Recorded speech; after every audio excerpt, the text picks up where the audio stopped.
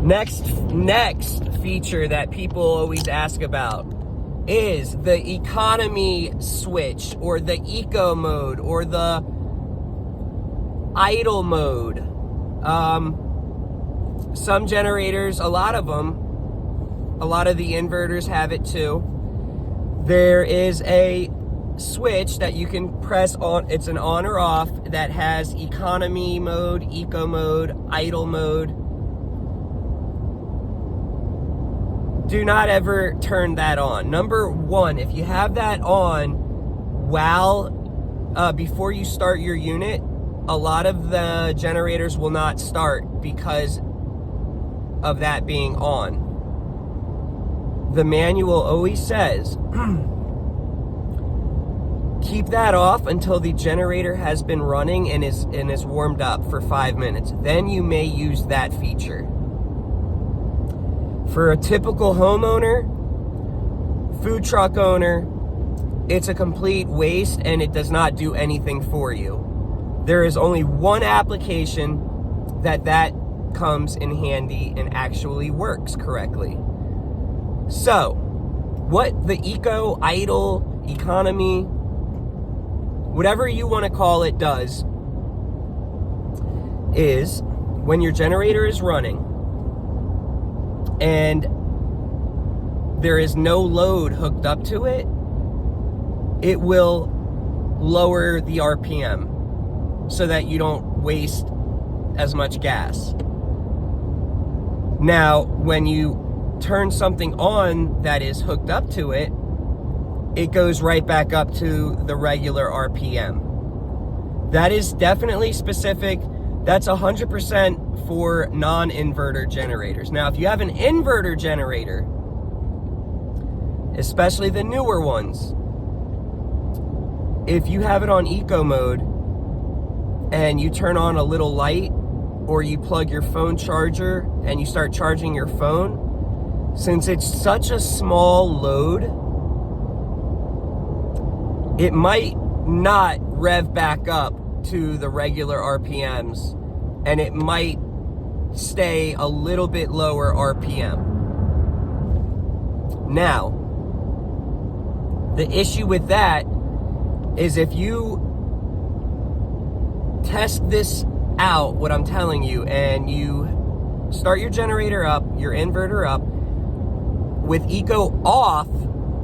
Now, some units will start with the eco mode on.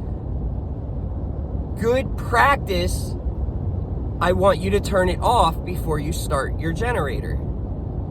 For good practice, turn it off, start the generator, let it warm up for a minute, turn the eco mode on. It lowers the RPM. Plug a phone charger in, see if it stays at a lower RPM or if it goes up to the rated RPM that it works at when it's powering, without eco mode on. Let's see if it goes to the RPM that it usually runs at without eco mode. So, if it runs at a lower RPM than what it does without eco mode on, I want you to go and look at your voltage. Because if it's not 120 volts, number one, you're not charging at anywhere near. It's going to lower your charging speed tremendously. Because your phone is set up and wants 120 volts for charging. If you have a lower voltage, you're going to charge at a lower, slower rate. And it might not even be good for certain things. You don't want, if your laptop charger is rated to be charged with a 120 volt outlet, and you're using your inverter at an eco mode and it's charging at, say, 105 volts, it's just not good for the appliance, okay? It wasn't made for that voltage. So, but for the most part, when you have it on eco mode and nothing is plugged in, it'll low idle. But once you start putting say you're using a drill or anything and you turn it on, it's going to RPM back up to the regular speed it's supposed to be at with that, that it would be running at without eco mode. So anyways, this is what I'm getting at. It is a complete waste, and there's no point in using it because, number one, when you're using your inverter or your gen to power stuff in your house on eco mode, it's still, when you're powering things, it's not at a lower RPM. So you're not saving gas when you are actually powering stuff in your house. And so that brings it to the point of, so when are you running that generator at your house and not actually using it to power stuff? Never. You're not ever using that generator at your house and letting it run without powering stuff. That's a waste, and that doesn't make sense. If you're not powering stuff, turn it off.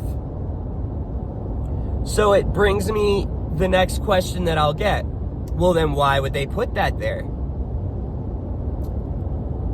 The only application use that I can come up with is construction. If you're on a construction site, let's say where people are building they're making a new building with multiple floors or a big spread out area. And let's say they have that inverter or even a regular generator. They've got multiple extension cords hooked up to the outlets for different people all over the place. That is when they're going to use the eco mode, and it'll come in handy, because if someone is using it, okay, cool, it revs up, but say no one's using it,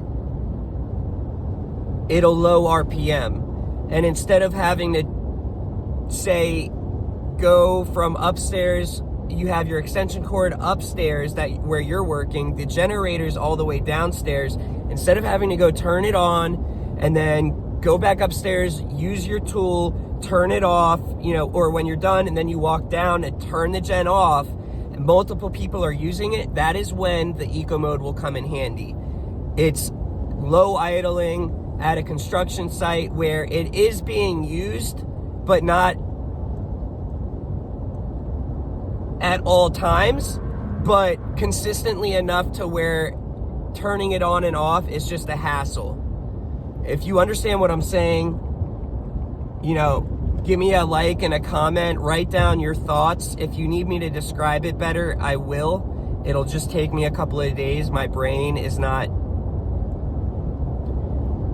it's broken. It's broken. I broke my brain.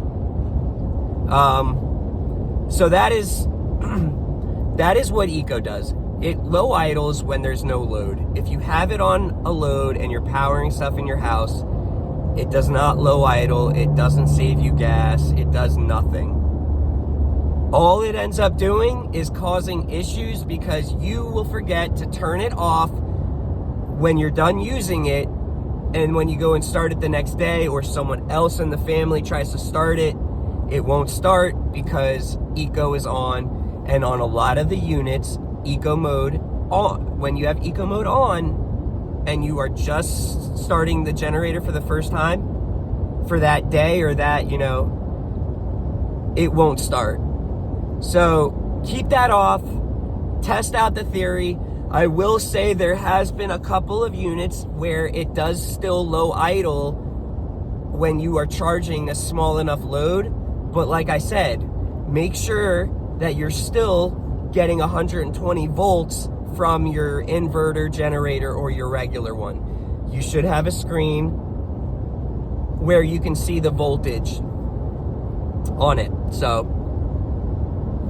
that is that. All right. We are going to be moving on to the next topic, class. If there's any questions, please see me at the end of the class, and I can be more than happy to help you out. Homework will be posted on our school board. If you have any questions, please let me know.